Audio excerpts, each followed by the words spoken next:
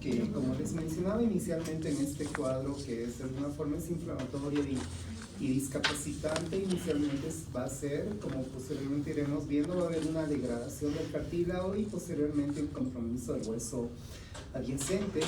Si nos regimos en la teoría evolutiva, nuestras articulaciones no estaban, algunas de nuestras articulaciones no estaban conformadas para soportar pesos. Por ejemplo, si nos regimos en la teoría evolutiva, como otros mamíferos, que en la teoría evolutiva previamente se caminaba con 4 apoyos, había articulaciones como de las caderas, como de las rodillas, como de la columna que no estaban, bueno, que no han sido formadas para soportar algún mayor peso. Es así que hay articulaciones en las cuales va a ser más prevalente la osteoartritis, como las articulaciones de la cadera, de la rodilla, el primer metacarpiano y otras articulaciones, bueno, dentro del esqueleto axial, la columna cervical y la columna lumbar.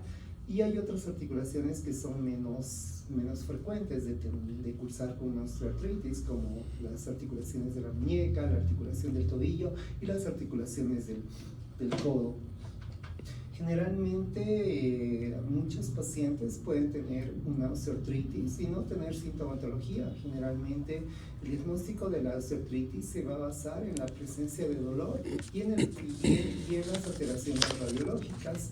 Veremos luego que el signo radiológico de la osteoartritis va a ser la presencia de osteofitos, que eso viene a ser de ese intento de cuando se va degradando el cartílago, por acción osteoblástica y osteoclástica, de sintetizar nuevo cartílago, que por actividad osteoclástica ese cartílago se osifica y da lugar a lo que son los osteofitos, ¿no? Que es cartílago osificado, que es un signo radiológico de un paciente con osteoartritis.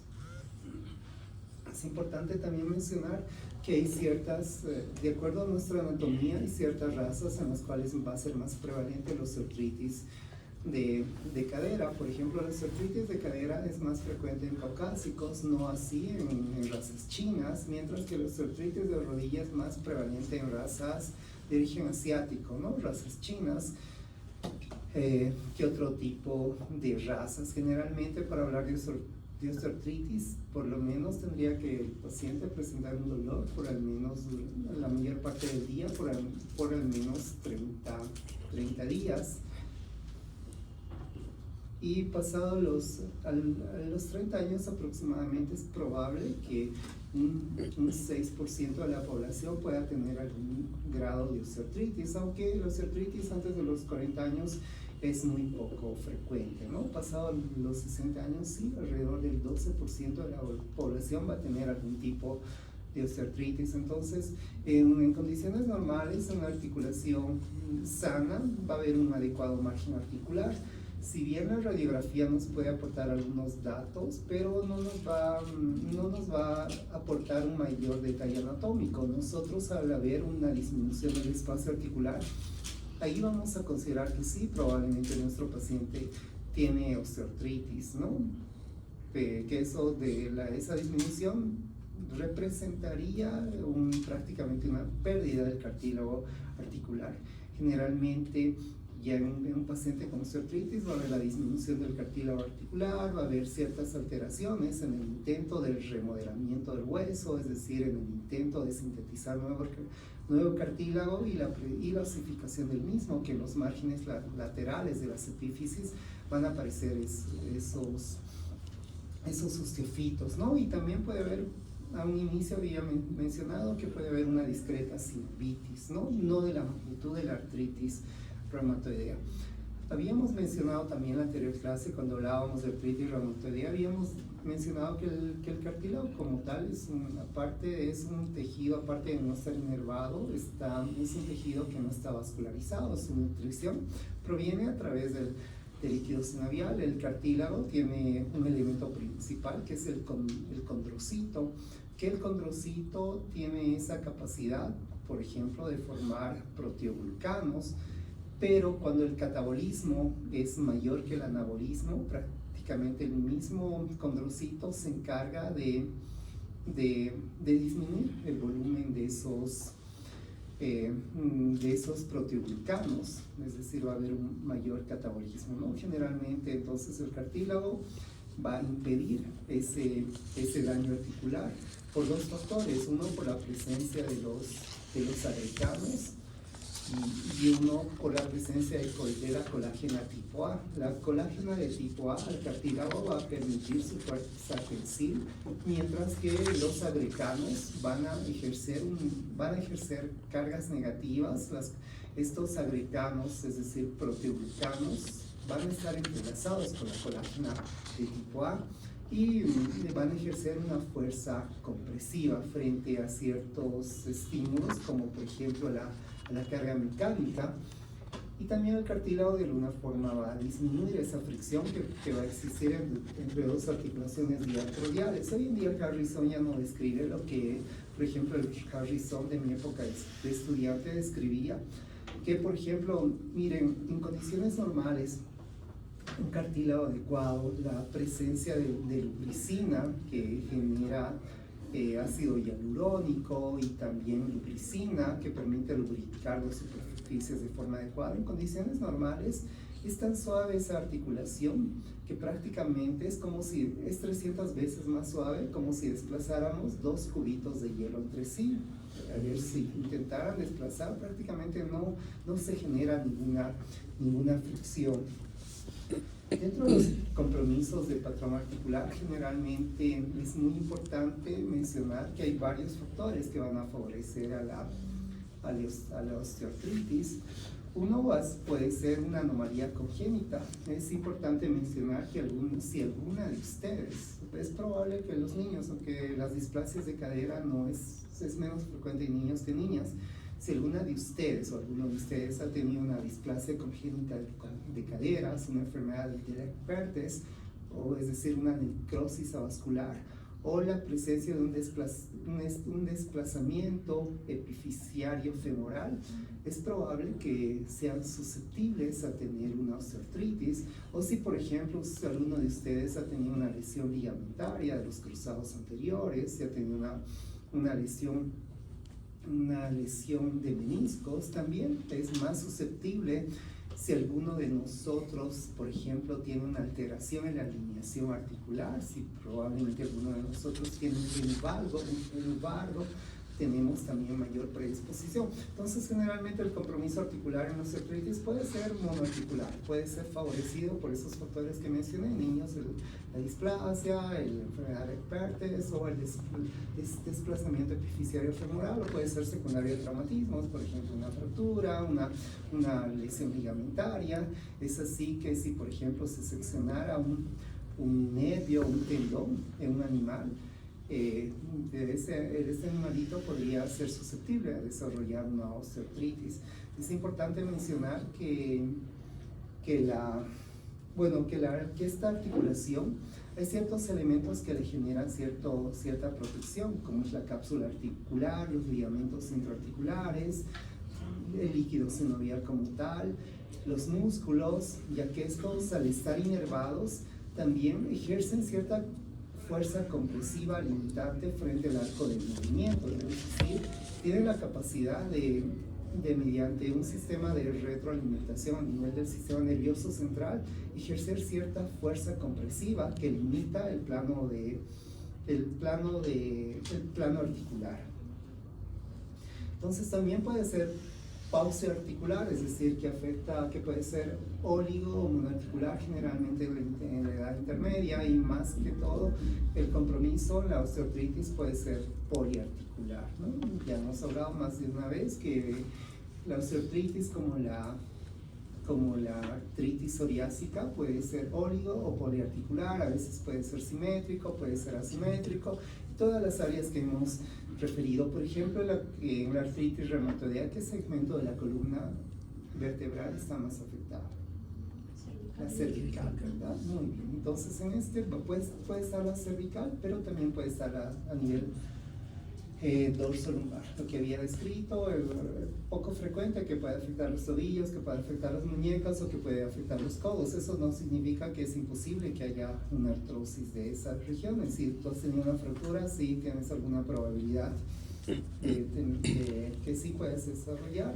También es muy importante ver los antecedentes de traumatismo, las anomalías congénitas o indagar las artropatías microcristalinas. Al final de la enfermedad también estos pacientes pueden tener depósitos de microcristales, sobre todo de pirofosfato de calcio, pero no precisamente formar parte de una artritis gottosa.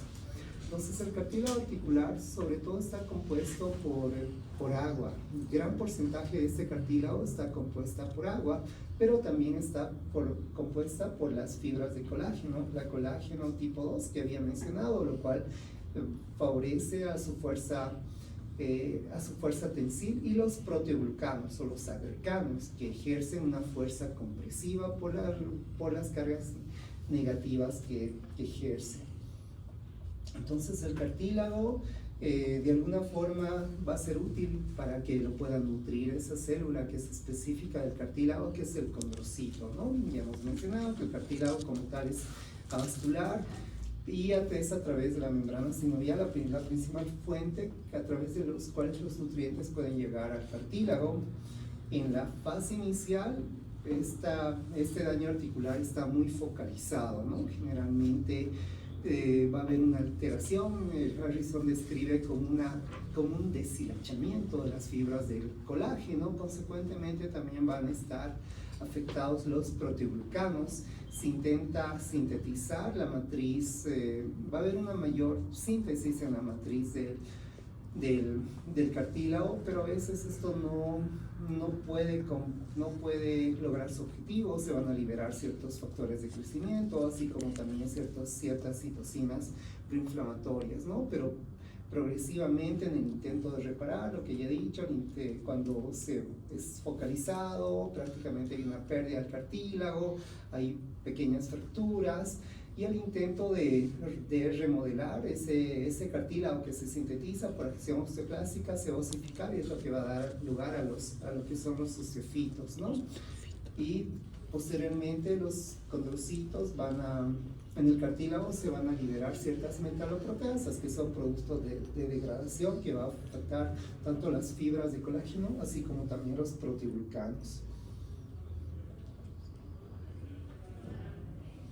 Entonces en la fisiopatología va a ser secundaria a diversos factores. Uno va a ser el aneurismo, que es el intento de una síntesis de matriz de colágeno, y la condrogénesis, pero por ciertos factores, por ejemplo por la presencia de prostaglandinas, esa gran actividad inflamatoria, la presencia de radicales libres, la presencia de las metaloproteasas y una apoptosis, es lo que se va a traducir en una pérdida del cartílago y consecuentemente del hueso subcondral.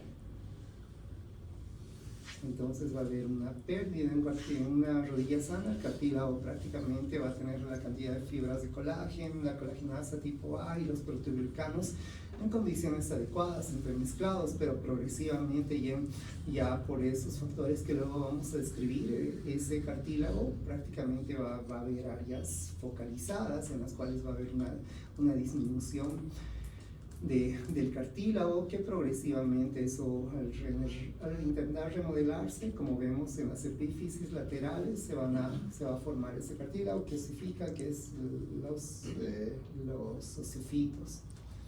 Dentro de los factores, hay ciertos factores de riesgo. Los factores demográficos es la edad. Como describí, antes de los 40 años es poco probable que tengamos artritis, pero ya posterior a los 40 años es muy probable. Desde ya a los 60 años, si Dios nos da la vida y todos los que estamos pasando los 60 años, es probable que el 12% de quienes están acá probablemente podrían tener algún tipo de osteoartritis.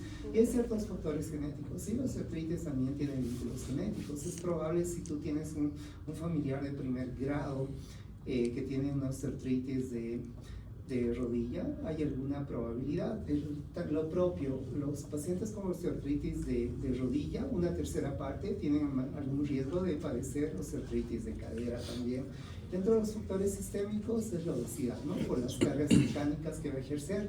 Dentro de los factores bioquímicos son las prostaglandinas, ¿no? El catabolismo del cartílago está favorecida por las prostaglandinas y también por las metaloproteasas, esos productos de degradación, y también la gran actividad de las citocinas preinflamatorias. En artritis reumatoidea habíamos descrito que en la membrana sinovial están los sinoviocitos tipo A derivados de los macrófagos y los sinoviocitos tipo B que derivan de los fibroblastos, los cuales por estímulos de los linfocitos T van a sintetizar citocinas, ¿no? Citocinas preinflamatorias, y aquí también hemos dicho que puede haber una sinovitis. Dentro de los factores biomecánicos es el trauma, la lesión, la sobrecarga y la inestabilidad que puede favorecer a padecer una osteoartritis. Entonces hay dos situaciones en las cuales puede favorecer a una osteoartritis. Uno, cuando las propiedades bioestructurales, tanto del cartílago o del hueso, son normales, pero las cargas a las que están expuestos son excesivas. Consecuentemente, esto va a favorecer lo que hemos dicho, una alteración en los proteoglucanos y también en la colagenasa tipo 2. O cuando la carga es razonable, pero la estructura ósea cartilaginosa es deficiente. Puede haber una osteoartritis primaria, la cual sí puede estar vinculada con la edad, pero no es un factor condicionante. Generalmente, como habíamos dicho, un 60% del cartílago está constituido por agua, lo cual permite su nutrición. Acá está favorecido, uno, porque hay una disminución del contenido de agua, consecuentemente ese cartílago no está nutrido, consecuentemente las fibras de los proteoglucanos están disminuidos, y al estar disminuidos, automáticamente las fibras de colágeno tipo 2 también van a ser más susceptibles a la degradación, porque va a haber una alteración en esa interrelación que tienen con los proteoglucanos, y consecuentemente esto favorece a la disminución de la resistencia del cartílago. Es decir, si reducen los proteoglucanos, la fuerza compresiva se altera, y si se alteran las fibras de colágeno, la fuerza tensil que ejerce una articulación frente a una carga mecánica también se altera. Entonces esto altera la resistencia del cartílago. Y una osteoartritis secundaria, la cual es favorecida por varios factores. Uno es la obesidad, ¿no? Que no habíamos mencionado. Por cada libra que aumentamos de peso, al estar parados, estamos ejerciendo como 3 veces, una carga de 3 veces lo que habitualmente puede soportar una articulación.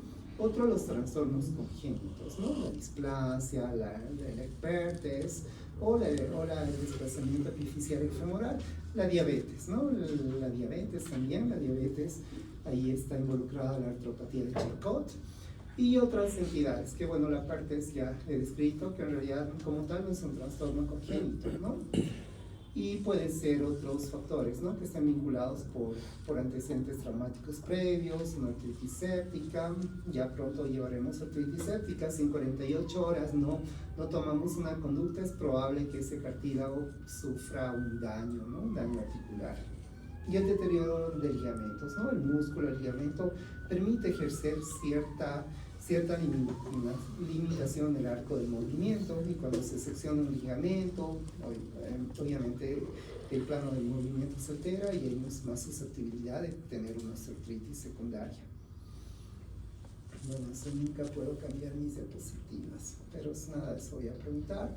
Entonces, los síntomas. Hemos mencionado que la osteoartritis como tal es una falla articular en la cual hay alteraciones en las estructuras articulares, pero no solo tiene que ser evidente las alteraciones por imágenes, es muy importante la sintomatología que pueda presentar el paciente. Esta sintomatología se puede traducir en el movimiento limitado. Es probable que un paciente con osteoartritis va a tener en su clínico una rigidez matutina. Esta rigidez habitualmente no es mayor de 30 minutos. Probablemente cuando ejerzcamos en los planos de movimiento frente a la flexo-extensión, por ejemplo, el paciente en las maniobras vamos a encontrar la presencia de crujido, un crepito articular, ¿no? También puede haber un aumento, una inflamación articular, se traduce en una sinovitis. Generalmente de la artritis reumatoidea mencionábamos que la rigidez es por encima de 1 hora y mejora con la actividad, mientras que en la osteoartritis es alrededor menos de 30 minutos y empeora con la actividad. Otra es el ejercicio. Los síntomas, generalmente el paciente puede tener dolor al iniciar la marcha o después del reposo, ¿no?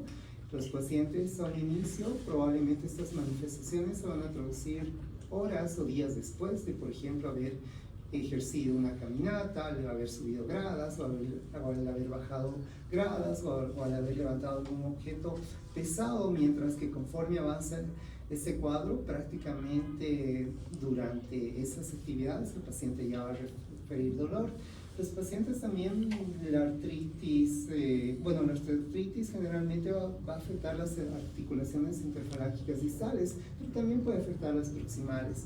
Puede presentar esas hipertrofias óseas que vienen a ser la parte distal, los nódulos de Verdun, y la proximal, los nódulos de Bouchard, que no son patognomónicos de osteoartritis, pero estos nódulos de Verdun y Bouchard vamos a encontrar, por ejemplo, en las artritis microcristalinas, ¿no? Y también, bueno, la artrosis a veces las osteoartritis, las gonartrosis, que la causa más frecuente de dolor de rodilla habitualmente es la artrosis de rodilla, que a veces tenemos que confundir. Generalmente el dolor está entre la interlínea de la articulación, pero a veces cuando está distal y lateral podría ser una bursitis de la pata de ganso, que es algo con lo que se puede hacer diagnóstico diferencial. También las artrosis, las coxartrosis, es un dolor que está localizado a nivel de la articulación coxofemoral, pero es importante mencionar cuando está más referida hacia el glúteo, podemos confundir con una bursitis trochanteria. A nivel del esqueleto axial es más frecuente el compromiso a nivel de la columna cervical y ocasionalmente a nivel dorso lumbar. El dolor.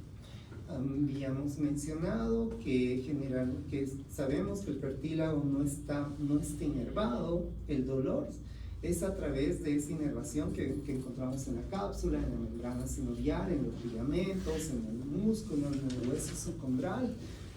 Mientras que también el dolor puede ser secundario a una hiperplasia sinovial, un derrame articular. ¿Y qué más? ¿Recuerdan qué más dije? Si es bien localizado, podría ser por un derrame articular, podría ser por una hiperplasia sinovial. Bueno, los signos radiológicos, entonces, una radiografía sí subjetivamente nos podría dar algunos datos relacionados con la osteoartritis. No siempre la clínica sí nos va a ser muy útil, pero tenemos que corroborar con estudios de imágenes, aunque la resonancia magnética podría ser más precisa, pero en los signos radiológicos de la osteoartritis, algunos parámetros que es muy importante que sepamos. Entonces, el signo definitorio va a ser la presencia de osteofitos, pero también el paciente, de acuerdo a la evolución de la osteoartritis, puede tener subluxación, puede tener la presencia de quistes subcondrales, la presencia de una disminución del espacio articular y también la presencia de una esclerosis subcondral.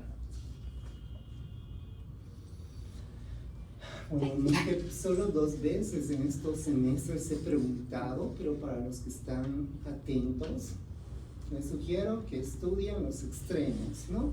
Es decir, en esas escalas, que ya son esas escalas de artrosis de Kjelgaard-Lawrence, hay 4 grados. El grado dudoso prácticamente es la presencia de un probable pinzamiento en el espacio articular, es decir, y solo la presencia de osteofitos sobre todo. Mientras que en el grado severo encontramos los osteofitos son de mayor volumen y prácticamente el espacio articular está colapsado. Prácticamente en este grado 4 prácticamente ya vamos a encontrar una deformidad ósea, mientras que en el grado 2, que es mínimo la artrosis, hay osteofitos, hay un estrechamiento de la interlínea, puede haber la presencia de quistes o esclerosis. En el grado moderado vamos a ver el pinzamiento, los osteofitos y la esclerosis subcondral. Entonces, sí, la radiografía siempre tiene que ser AP y lateral, porque las proyecciones a veces pueden variar. Una proyección AP no siempre te va a mostrar lo que nos puede mostrar una proyección lateral. Aquí en una rodilla normal, como veremos, la presencia del espacio articular debe estar conservado, pero ya en una articulación osteoartrítica prácticamente va a haber una disminución del espacio articular, la presencia de osteofitos. Esa radiografía podría traducir, por ejemplo, una osteoartritis a un paciente en el cual, por ejemplo, tiene un gen varo, es decir, las piernas en paréntesis, en las cuales el alineamiento articular está alterado, sobre todo va a haber un pinzamiento en la parte interna. Bueno, entonces en la radiografía podemos ver la parte de la disminución del espacio articular, la esclerosis subcondral, la presencia de osteofitos y lo propio en las manos, los nódulos de Bardet, los nódulos de Bouchard, que nos van a orientar. El objetivo del tratamiento es aliviar el dolor y mantener la funcionalidad de esta articulación, ya que es una causa frecuente de deformación articular, junto con la artritis reumatoidea. El objetivo es retrasar la progresión de la enfermedad. El manejo va a ser multidisciplinario. Inicialmente el tratamiento no siempre va a ser farmacológico. El objetivo inicial podría ser, por ejemplo, diversos ejercicios físicos ergonométricos, los cuales ayuden a disminuir la masa muscular, ¿no? Entonces ahí también hay otros ejercicios aeróbicos, la piscina, el uso de dispositivos como por ejemplo elementos de sustentación como los bastones, algunos elementos de órtesis como las plantillas o las rodilleras que pueden mejorar. El tratamiento no farmacológico también incluye la fisioterapia, la termoterapia, los masajes, la estimulación transcutánea. Esto va a depender del tipo de artrosis que tenga el paciente. Dentro de los fármacos que modifican la sintomatología, inicialmente el fármaco de primera elección es el paracetamol, ¿no? Y alternativamente podemos utilizar los AINES. Tenemos que tomar en cuenta que los AINES tienen efectos cardiovasculares. Muchos COX-2 selectivos, la inhibición de la ciclooxigenasa 2 favorece un mayor riesgo cardiovascular.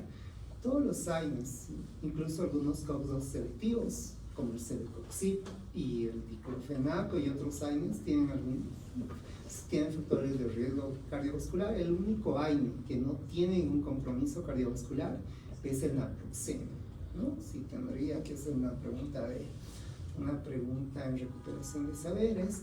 Y es probable que a esta edad los pacientes estén utilizando salicilato. Si tu paciente toma aspirineta y le vas a dar otro AINE, tienes que evitar de darle conjuntamente, tienes que utilizar tiene que estar con espacio importante, porque los AINES, aparte del riesgo cardiovascular, incrementa la presión arterial, favorece las hemorragias digestivas, puede producir dispepsia, tiene otras contraindicaciones, ¿no? También, favorece a la enfermedad renal.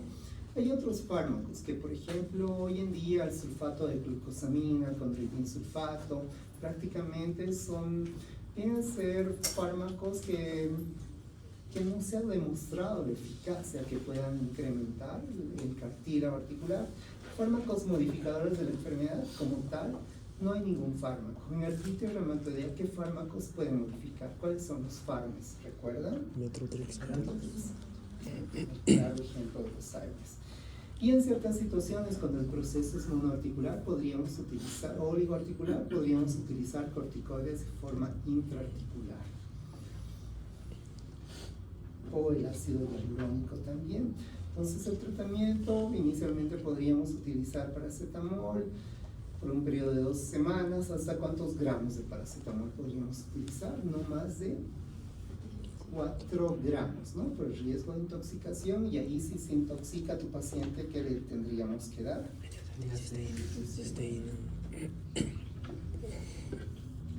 Muy bien, entonces si no mejora con el paracetamol, que sí, muchos pacientes pueden mejorar, ahí sí tendríamos que considerar a AINES y probablemente elementos de gastroprotección, ¿no? Como los inhibidores de la bomba de protones. Y bueno, esta diapositiva de que aquí muchas veces me ha servido alguna pregunta. Obviamente el tratamiento tiene que ser individualizado, va a depender de muchos factores. Generalmente tenemos que complementar no precisamente solo tiene que ser terapia farmacológica, alternativamente tenemos que hacer otro tipo de actividades. Inicialmente los AINES podríamos utilizarlos de forma tópica y en ciertas situaciones considerar si no hay una buena respuesta al paracetamol podríamos utilizarlo vía oral. También alternativamente podríamos utilizar analgésicos opiáceos y en ciertas situaciones podríamos ayudarnos con otros elementos de protección, pero los cuales no hay evidencia científica que pueda revertir la osteoartritis, como la glucosamina, por el sulfato.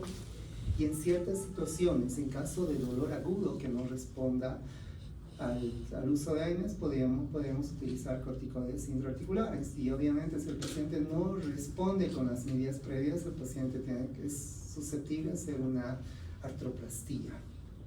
Muy bien. ¿Quién va a exponer? Muy bien. ¿Quién